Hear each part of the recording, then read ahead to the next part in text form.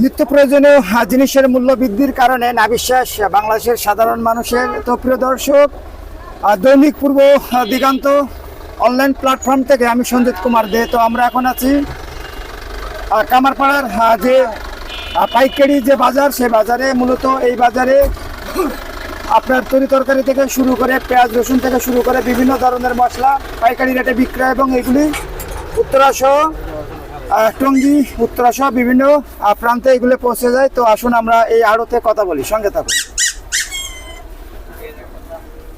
আসসালামু আলাইকুম, ভালো আছেন?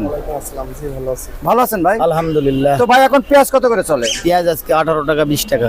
18 টাকা 20 টাকা কেজি। আর রসুন? রসুন কত করছো?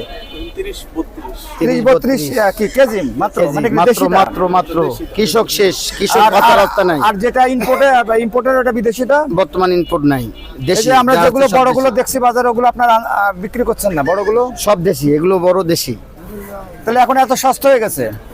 খালি সস্তা না তো গাড়ি। আমরা এই যে আমরা যে খুচরা বাজারে দেখলাম যে পেঁয়াজ বিক্রি হচ্ছে 60 টাকা করে, না, এটা ভুল রসুনের কথা। দাম আরো বেশি বিক্রি হচ্ছে। এটা ভুল কথা। তাহলে উনি বাটপার, ওনার শাস্তি হওয়া দরকার। আচ্ছা, তো এই যে আপনাদের পেঁয়াজ, এই পেঁয়াজটা কি এই যে বর্তমানে যে নতুন পেঁয়াজ হচ্ছে এটা? নতুন মুড়ি পেঁয়াজ। তাহলে তো এই যে কৃষককে তো এবার খুবই তো লস হয়ে যাওয়ার কথা। 300 কেজি আলু বেচে 1 কেজি গরুর গোস্ত পাবে না কৃষক। গাড়ি ভাড়া তো নাই, আলু আর আসবে না। উত্তরবঙ্গে থাকে গাড়ি, বাজারে গাড়ি ভাড়ার টাকা পাচ্ছে না। তো প্রিয় দর্শক, সেই উত্তরবঙ্গের এরশাদ সাহেবের কথা ছিল যে কৃষক বাঁচলে বাংলাদেশ বাঁচবে। কিন্তু আমরা বর্তমান যে বাজার আজকে দেখছি তাতে কৃষকের বাঁচার কোনো রাস্তা নেই। তবে আসেন আমরা আর একটু কথা বলি। দর্শক সঙ্গে থাকেন, আমরা আলুর বাজারটা একটু জেনে নিই। এই যে আলু, আসলে আলু কি দামে বিক্রি হচ্ছে আমরা একটু জেনে নিই। দর্শক সঙ্গে থাকুন। আসসালামু আলাইকুম ভাই, ভালো আছেন? জি ভাই, ভালো আছে। ভাই আলুটা কোন এলাকার এটা? রংপুর। রংপুরের না? জি। তো এগুলো কত বিক্রি করছেন, কত করে এগুলো? 60 টাকা 8 টাকা ভাই।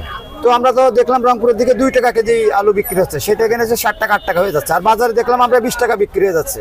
জি। তো এই যে 8 টাকার আলু আছে, 20 টাকা বিক্রি আছে, এটা তো বেশ ভালো লাভ করছে। কিন্তু কৃষক 2 টাকা বিক্রি করে সে আলু 60 টাকায় বিক্রি আছে। তো এই যে কৃষকরা দাম পাচ্ছেন, এই বিষয়ে আপনার মতামতটা কি? আসলে এইভাবে কি কৃষকরা কি আর আলু কি উৎপাদন করবে? আপনার কাছে কি মনে হয়? না, কৃষকেরা অবশ্যই উৎপাদন করবে, কিন্তু আসলে দাম পাচ্ছে না। তারা অনেক কষ্টের ফলাফলটা তারা পাচ্ছে না। এর আগে তো আমরা যেটা দেখলাম যে আলুতে দাম বাড়লো, কৃষকরা ওই সময়ও দাম পায়নি। তো হ্যাঁ, কিছুদিন আগেও দাম ছিল আলু। সে সময় তো কৃষকরা দাম পায়নি। সে সময় তো আমরা দেখেছি যে যা দাম পায় সেটা হচ্ছে আপনাদের মতো ব্যবসায়ী